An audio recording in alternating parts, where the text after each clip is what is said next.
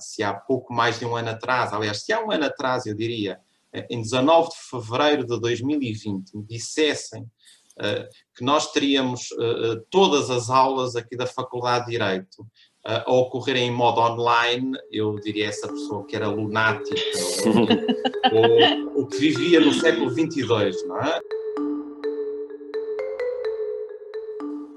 Olá a todos, bem-vindos ao DECPod, um podcast da DEC. Hoje temos connosco um reconhecido jurista, professor de educação e atual diretor da Escola de Direito da Universidade Católica do Porto. O meu nome é Mariana Almeida, tenho comigo André Regueiro e vamos estar à conversa com o professor Manuel Fontaine. Viva, professor. Começo por lhe agradecer a disponibilidade deste bocadinho do seu precioso tempo para aqui vir conversar connosco sobre estes desafios da academia, a sua experiência enquanto professor e também a sua visão daquilo que é a sociedade de consumo. E começava se calhar precisamente por aí, antes de ser um ilustre jurista, é também um consumidor e portanto, como é que se define nesse papel? Antes de mais, muito obrigado pelo convite para estar aqui na DECPod, é um gosto. Aqui na Faculdade de Direito da Católica no Porto já temos tido uma longa colaboração com a DECO e, portanto, é sem dúvida um grande gosto participar também neste podcast. Bom, eu devo confessar que não me vejo propriamente como consumidor, digamos assim. É óbvio que sou consumidor, consumo com certeza muitas coisas, não me identificaria assim propriamente à primeira vista logo com esse qualificativo. Agora, como é evidente, o consumo é uma faceta do ser humano que, sobretudo ali a partir do século XX, se torna primordial quando comparamos com, sem dúvida, as épocas anteriores. E, portanto, o consumo tornou-se parte da nossa vida. Às vezes, se calhar, não pensamos muito nele, mas, como é evidente, todos os dias consumimos, não é? E cada vez mais consumimos, hoje muito por via digital, mas é um aspecto muito, muito relevante. Eu acrescentaria só aqui qualquer coisa que tem que ver agora com a DECO e mais em particular com a Proteste. É que eu desde miúdo que convivo com a DECO e a Proteste através da revista que os meus pais compravam. Exatamente, e que eu vi em casa todos os meses a revista da DECO Proteste, que eu folheava sempre com muita curiosidade e portanto tornou-se para mim um hábito. Aliás, eu sempre que adquiro um bem, enfim, um bocadinho mais caro, naturalmente, não é? Daqueles que não adquirimos todos os dias, a primeira coisa que eu faço, eu vou ao site da DECO Proteste, ver a análise que fizeram do produto, e, portanto, para ver quais são os melhores, e esse site é muito útil, não apenas por isso, porque percebemos quais são aqueles que foram qualificados como os melhores produtos, mas mais é para perceber, afinal, o que é que faz daquele produto um produto bom. O que é que o distingue dos outros. Quais são os aspectos fundamentais a que temos de prestar atenção, não é? Enquanto consumidores, cá está. Porque o consumidor também tem de ser educado. Precisamente, certo, e esse é um grande desafio que nós temos, mas afinal, contrariamente àquilo que dirias, é um consumidor informado e preocupado. E portanto, agora despertou-me esta curiosidade. Alguma vez se sentiu verdadeiramente incomodado e chegou inclusivamente a reclamar? Olha, por acaso já aconteceu, embora não aconteça frequentemente. Já me aconteceu uma vez quando consumidor de um seguro. Eu tinha, enfim, subscrito um seguro, e depois, quando fui informado das condições do seguro, afinal já não eram as mesmas daquelas que me tinham informado, na altura até online. Portanto, na altura reclamei para a companhia seguradora. E, curiosamente, na altura, não só fiz a reclamação para a companhia seguradora, como enviei a reclamação para o Instituto de Seguros de Portugal e para a DECO. Muito bem, sem dúvida que um consumidor informado é um consumidor muito mais protegido. Absolutamente, e não sei se por isso também, por saberem que a reclamação também tinha sido enviada não só para o Instituto de Seguros de Portugal, mas para a DECO, a verdade é que me deram razão e, portanto, a questão ficou resolvida. Acaba por ajudar muitas vezes, só o CC acaba muitas vezes por ajudar. Agora mudando aqui um bocadinho o foco, professor, aqui voltando-nos um bocadinho aqui para os estudantes, de acordo com a sua percepção, que diferenças existem entre as preocupações, postura e envolvimento dos alunos de há 10 anos esta parte? Pois, eu diria que, quer dizer, há fatores que se mantêm comuns. Os estudantes, uma coisa que apreciam muito nessa vertente que eu diria mais de clientes da universidade, os estudantes certo. não têm apenas essa vertente de clientes da universidade, já falaremos talvez disso daqui a pouco, mas aquilo que eu vejo muito nos estudantes é que eles querem uma relação de proximidade, uma relação humana com a universidade, não gostam de ser vistos como mais um número, têm um nome, têm uma personalidade, querem que os assuntos sejam tratados de forma individualizada. Portanto, isso é um aspecto em que os estudantes, desse ponto de vista, continuam a preocupar-se, tal como há uns anos esta parte. Hoje em dia, o que nós verificamos nos estudantes é, sem dúvida, uma preocupação que se calhar não se reflete tanto na relação com a universidade, que é, contudo, o que tem a ver com o meio ambiente, não é? Portanto, nós percebemos que nos produtos que adquirem, na relação que têm com as empresas, preocupam-se muito com a questão da sustentabilidade ambiental, e essa é, na verdade, uma preocupação que nós também temos e vamos tendo cada vez mais, embora isso não se reflita depois propriamente nas aulas, no dia-a-dia, não há ali nada que seja gasto e que vá para o lixo, não é? Mas há coisas que podem ser otimizadas, o gasto de energia elétrica, da água, o que fazemos com o lixo, que apesar de tudo é gerado aqui na universidade, e portanto essa é uma preocupação dos estudantes.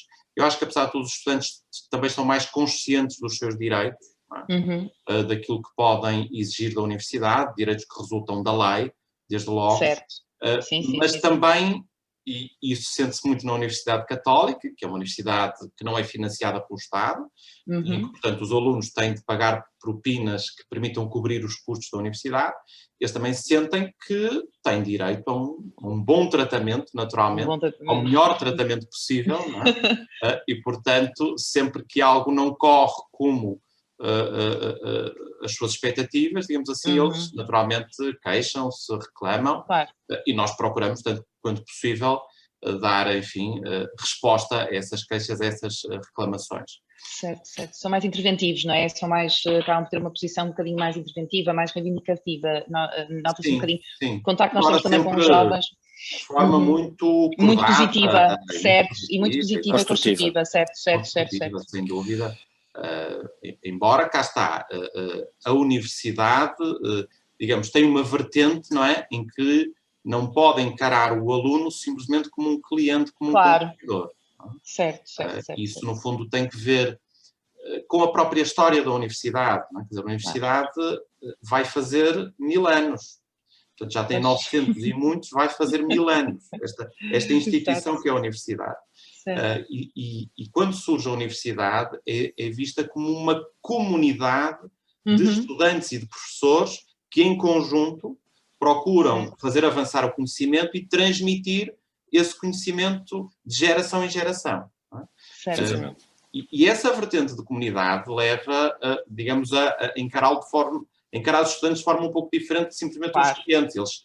Eles fazem parte desta instituição, não são alguém que está de fora, não é? Que vem episodicamente contactar aqui com esta empresa que lhes presta um serviço. Exatamente. Um produto, eles constroem, não é? Eles constroem o próprio conceito do que é a universidade. Portanto, é mesmo isso, eles fazem parte do processo, portanto, percebe-se perfeitamente isso. Mas apesar de tudo, também consideramos, e também com as experiências que vamos tendo, com o contacto que vamos tendo com alguns jovens, parece-me que eles também são sensíveis a isso, ou seja, eles também têm alguma, ainda que saibam que de facto até que tecnicamente poderão estar aqui numa relação de consumo, poderão ser os tais clientes, sabem que eles sentem-se importantes e sentem-se que fazem parte deste conceito. Eu acho que isso mantém-se, eu acho que é algo que se mantém e que é um bocadinho inalterável. E professor, agora chamando um pouco à conversa essa sua posição de diretor de uma faculdade, que como retive e sublinho que tem como missão formar e tem uma história muito grande. Desde há muito tempo a Universidade Católica do Porto decidiu integrar nos planos de estudo um seminário relacionado com o consumo e aliás fazer aqui este parênteses que muito nos honra terem escolhido a DEC como parceiro para esse projeto. E portanto, na sua opinião, qual a relevância de os alunos terem um contacto tão direto com este ramo que é diferenciador naquilo que é o curso da Católica, na medida em que ainda há muito poucas faculdades. Aliás, quando a Católica iniciou, foi a primeira faculdade a alinhar por apresentar aos seus alunos esta visão e esta área do direito. Certo. Bom, isso tem que ver com a circunstância de entendermos que, no fundo, a universidade deve ir acompanhando os tempos. Assim. E se, não há dúvida de que, por exemplo, o direito foi das tais primeiras matérias que foi ensinada numa universidade, já desde 1088, da Universidade de Bolonha, não é? Portanto, já desde 1088 que se ensina o direito na universidade, tem de se adaptar à evolução dos tempos. E não há dúvida de que, no século XX, surgindo esta nova dimensão do ser humano enquanto consumidor, não é? E na medida em que o direito, mais tarde, veio reconhecer essa realidade e procurar proteger o consumidor, não é? Na sua relação com os produtores de bens e serviços, os vendedores de bens e serviços, e tendo em conta que, por outro lado, isso depois se torna muito relevante e pode ser muito relevante na atividade profissional dos nossos alunos enquanto juristas, advogados, juízes, magistrados, juristas em empresas, enfim, entendemos que era indispensável ter aqui essa formação e logo na licenciatura, não é? Porque poderíamos ter optado por deixar essa formação para o mestrado, mas pareceu-nos que era uma formação que realmente era formativa logo nesse momento inicial de formação geral que é dado pela licenciatura em Direito, não é? E não temos dúvidas de que muitos terão com certeza, depois na sua vida profissional, agradecido o facto de terem tido essa formação em Direito do Consumo. Bem, desde logo na sua vida pessoal, mas... Certo. Depois da vida profissional. Sim, o professor, desculpa Mariana, o professor toca num aspecto muito importante e que nós fazemos questão de salientar ao longo do seminário. Efetivamente as empresas, as médias e grandes, cada vez mais têm essa noção da importância logo no envolvimento com o seu cliente e até na elaboração dos contratos, ter muito presente esta valência do direito de consumo, e isso consideramos nós ser também uma mais-valia para os alunos e, portanto, para a sua diferenciação quando da entrada no mercado de trabalho. E complementar isso, exatamente, é isso mesmo. Sim, professor, desculpe. É esse propósito, agora falou dos contratos e eu lembrei-me aqui de um aspecto em que eu acho que, agora falando estritamente enquanto consumidor, não enquanto professor de Direito, em que eu acho que era preciso haver aqui algum tipo de evolução, que é a circunstância de algum modo, parecer que o direito se satisfaz quando o produtor de bens e serviços ou o vendedor celebra um contrato, qualquer que ele seja, com o cliente, em que há ali um conjunto infindável de cláusulas em letra mais ou menos pequenina, não tem de ser muito pequenina, basta que seja infindável o contrato. Certo. Portanto, coloca o contrato à frente, a pessoa assina e o direito parece que se satisfaz e diz, pronto, toda a informação que tinha de ser prestada foi prestada ao consumidor. Eu, sinceramente, é algo que, da minha experiência e de todas as pessoas com quem falo, ninguém lê essas letras pequenas. Não. E, portanto, parece que estamos aqui todos a enganar-nos uns aos outros, a dizer, pois, ele assinou... Ele foi informado. Eu acho que tem de haver aqui... O excesso de informação... Por acaso é engraçado tocar nesse assunto, porque de facto, e nós até temos vindo na nossa área de desenvolvimento no que diz respeito à representação do consumidor, nós temos vindo a defender que de facto deveria haver aqui uma alteração nesta tendência, ou seja, e desde cedo, porque nós achamos que o consumidor deixa de ser informado a partir do momento em que é demasiado informado, e esta é um bocadinho a tónica, não é? E então até acho que há uma linha, isto até é interessante, que é uma linha, eu julgo que, eu não tenho a certeza se é no Reino Unido, mas acho que tem vindo a defender o law by design, ou seja, até que ponto é que não se poderíamos ponderar termos aqui um desenho, ou no fundo, transmitir ou informar o consumidor através de um grafismo, através de desenhos que pudessem, claro que complementado sempre com algum texto, naturalmente, mas que pudessem que o consumidor normal, o considerado médio, pudesse efetivamente ser informado, porque toca-se muito nessa questão e eu acho que ainda temos muito a percorrer, mas de facto é uma preocupação que já está nos dias de hoje a ser trabalhada, mas aqui em Portugal ainda não muito, embora já se pense um bocadinho nisso. E até é interessante que chama a atenção para esse aspecto, que é transmitir a informação de uma outra forma. Porque, na verdade, a própria linguagem que é utilizada nessas letrinhas pequeninas, eu não sei se muito boa gente compreenderá o que lá está. É o problema do juridiquês, não é? É o problema das linguagens técnicas de qualquer área, digamos, científica ou da vida humana, não é? Aliás, ainda aqui há uns anos, enfim, começou a haver um hábito de, mesmo ao nível da lei, haver uma tradução, digamos, para português corrente daquilo que se encontra na lei. E eu não sei se não seria necessário, na verdade, fazer esse mesmo percurso também na informação que é prestada ao consumidor. Não é? Esse aspecto e o aspecto que nos dias de hoje é primordial, que é o digital, e o consumidor perceber em que momento é que está a sobrar contratos. Hoje em dia, a facilidade com que se coloca o X de eu li e aceito, e a partir desse momento tem um contrato com o Facebook ou com o Google através de um qualquer endereço de e-mail ou Gmail, e as consequências que isso tem para o consumidor é efetivamente uma matéria que me parece que cada vez mais tem que ser desenvolvida e informada de forma fácil. Absolutamente. Aliás, eu tinha um episódio recente, ainda aqui há umas semanas fiz uma encomenda numa dessas grandes companhias que originalmente apostou nos livros, mas que hoje em dia vende de tudo. Justamente, portanto, fiz umas encomendas, no caso, não apenas de livros, mas também de outros produtos. E qual não é a minha surpresa quando, passado uns dias, recebo um e-mail a dizer: bom, o senhor contratualizou este serviço, o preço é X e ainda não nos pagou. E eu não me apercebi naquele momento de que tinha contratualizado essa modalidade premium do serviço dessa companhia. Portanto, isso que está a dizer aconteceu comigo e acho que não sou um consumidor totalmente desinformado. Apesar de todo. Mas exatamente, então, e agora voltando a esse assunto do digital, nós queríamos também perceber qual era a opinião do professor relativamente aos tempos que se vivem, não é? E aqui à mudança, digamos assim, destes modelos de ensino à distância, não é? No fundo, a implementação do ensino à distância. Na opinião do professor, acha que esta alteração veio criar novas oportunidades e antecipar uma nova arquitetura aqui do ensino superior, ou poderá só ter algumas vantagens e sendo o presencial o mais adequado? Eu acho que esta experiência a que fomos forçados pela pandemia da Covid-19 tem várias vertentes, não é? Que merecem ser analisadas. Por um lado, forçou-nos a algo que nós, se calhar, não faríamos de outra forma, que era esta transição acelerada para o ensino online.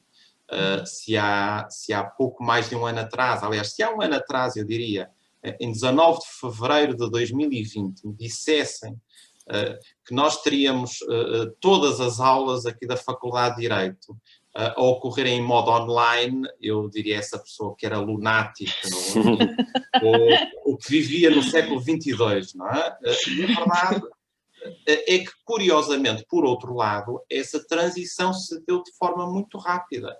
Nós aqui na faculdade demoramos 48 horas desde o momento em que a faculdade encerrou até reiniciarmos as aulas no modelo online.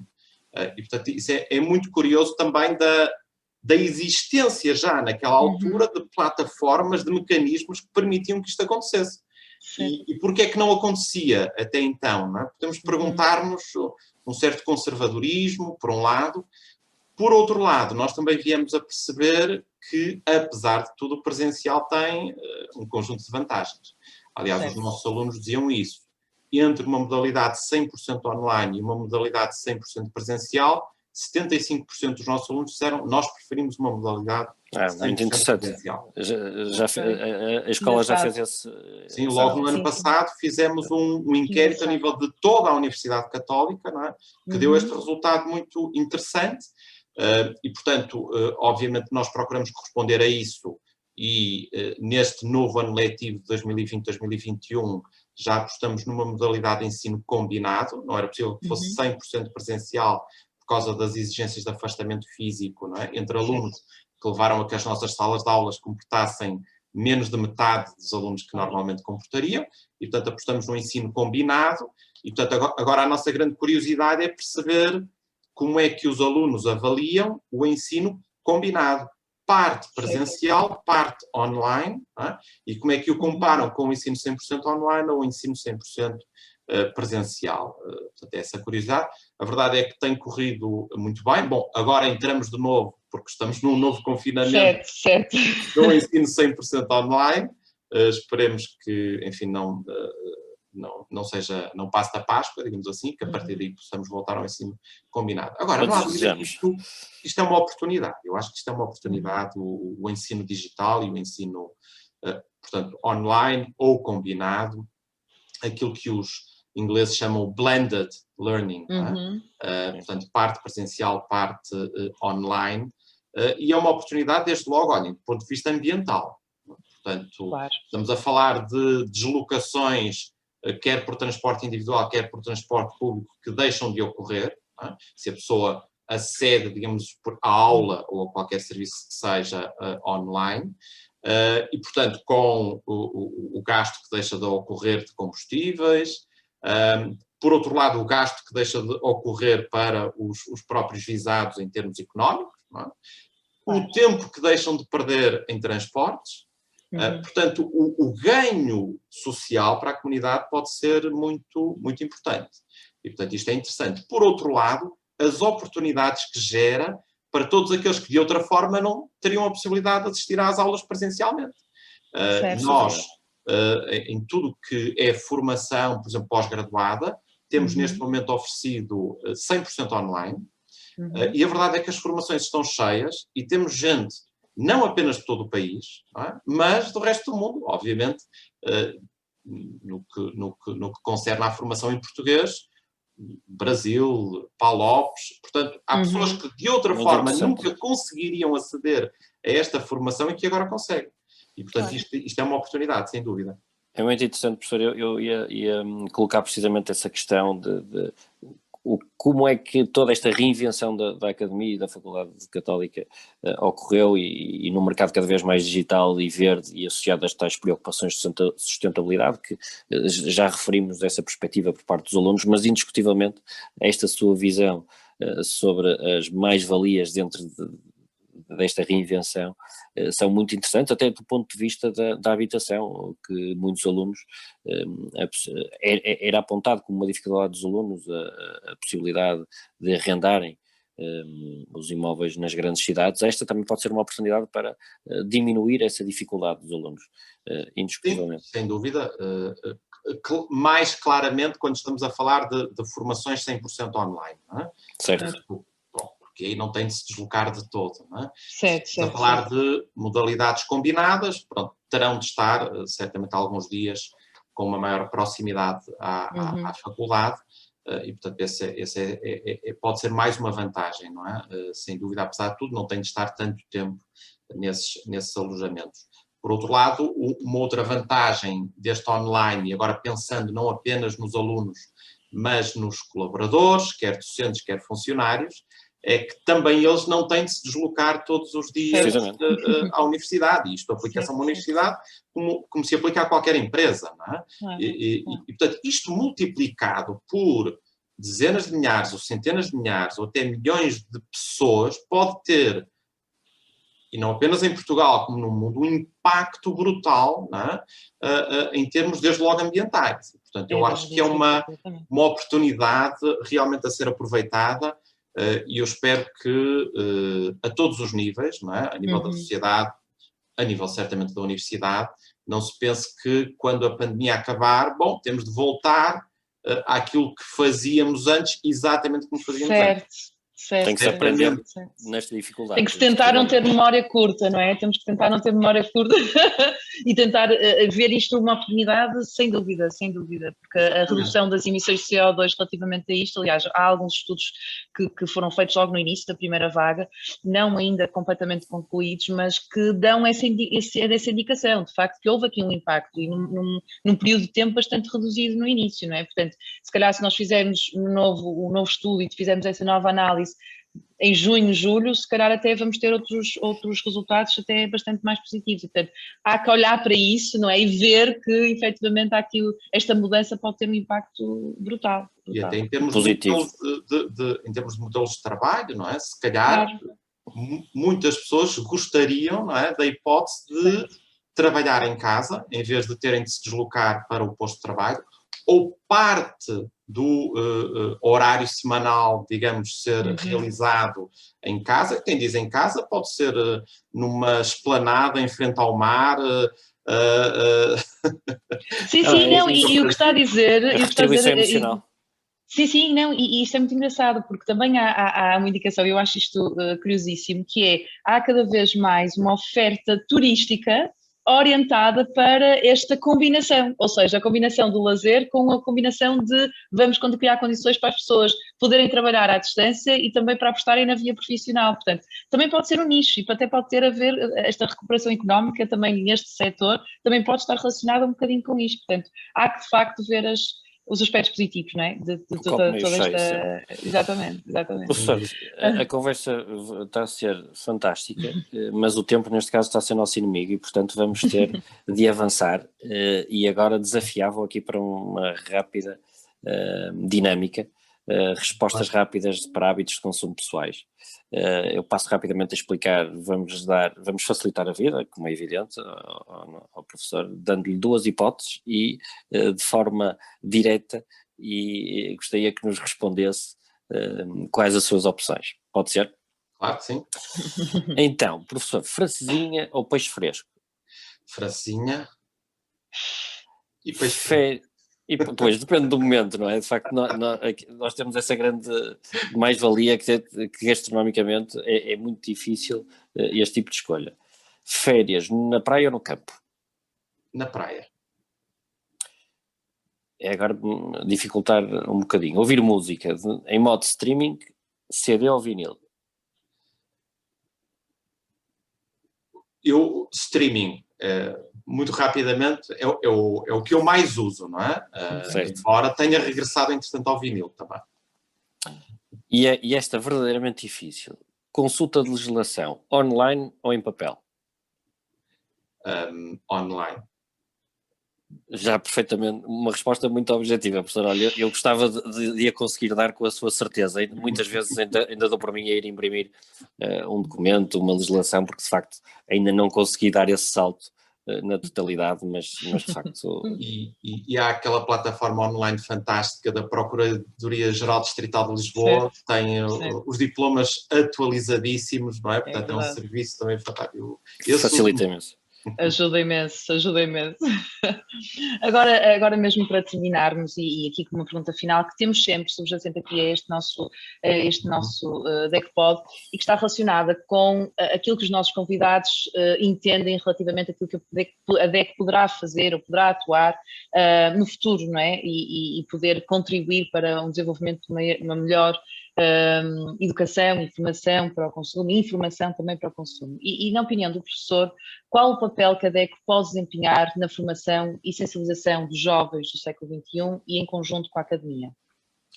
Olha, começando por esse aspecto da formação dos jovens e pensando não apenas nos jovens com idade para frequentar o ensino superior, mas todos os jovens, eu acho que pode ter um papel muito importante, com certeza já está a ter um papel muito importante, mas eu acho que isso até poderia ser potenciado justamente com as ferramentas online que dispomos hoje em dia.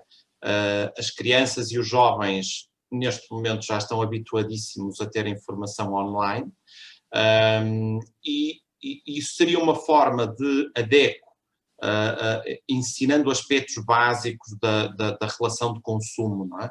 Que cuidados a ter quando se adquire um determinado bem ou serviço, por exemplo, pela internet. Não é?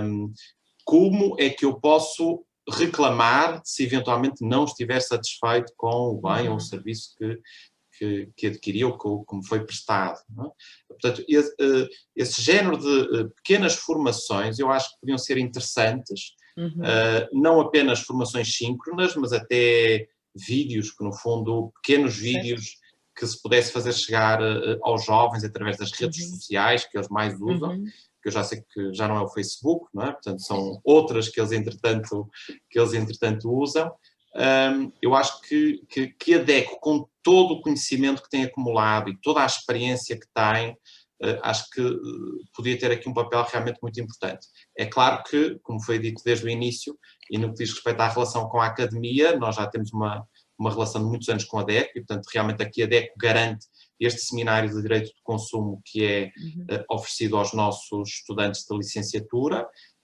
Eu acho que, naturalmente, essa boa experiência que eu aqui posso atestar, sem dúvida, poderia ser replicada noutras universidades, não é? E penso que seria uma mais-valia também para os seus estudantes, e eventualmente até noutros aspectos que não têm que ver com o direito do consumo, não é?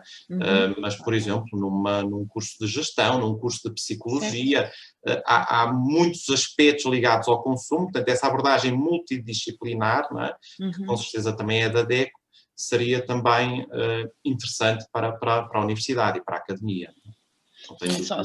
Só para também aqui, antes de terminarmos mesmo, André, antes de despedirmos, também só para comentar aqui um bocadinho aqui este tema, de facto a DECO, na verdade, no que diz respeito aos mais jovens e até este enquadramento às vezes até é dado, tem vindo a ter um papel bastante interessante e muitas vezes, às vezes que não passa assim tão cá para fora, que é o nosso projeto DECO Jovem. E portanto o que ele faz é de facto dar aqui, desenvolver aqui mini formações com uma rede de escolas que adere a este projeto e de alguma forma dá aqui a conhecer aos jovens consumidores, lá está, não só os teus direitos enquanto consumidor, mas também os seus deveres de cidadania, também um bocadinho estar aqui a fazer aqui um paralelismo entre as duas matérias. Portanto, temos vindo a apostar nisso. Agora, de facto, há aqui um caminho a fazer também no que diz respeito, e esta dica é ótima, que é, de facto, transformar um bocadinho isto de forma não só síncrona, mas também assíncrona, não é? Desenvolver aqui ferramentas e mecanismos através de vídeos, através de podcasts, através de ferramentas que cheguem, no fundo, a esta geração que desde tenra idade vai ter que lidar, não é? E lida já com essas novas tecnologias. Portanto, parece-me uma ótima dica. Obrigada. Obrigado. Professor, muito obrigado. Foi um gosto, como sempre, conversar consigo. Vou convidá-lo a ouvir depois o nosso podcast, mas indiscutivelmente é sempre um prazer trabalhar com o professor e com a Universidade Católica, que muito nos honra, e até breve. O gosto é todo meu. Até breve.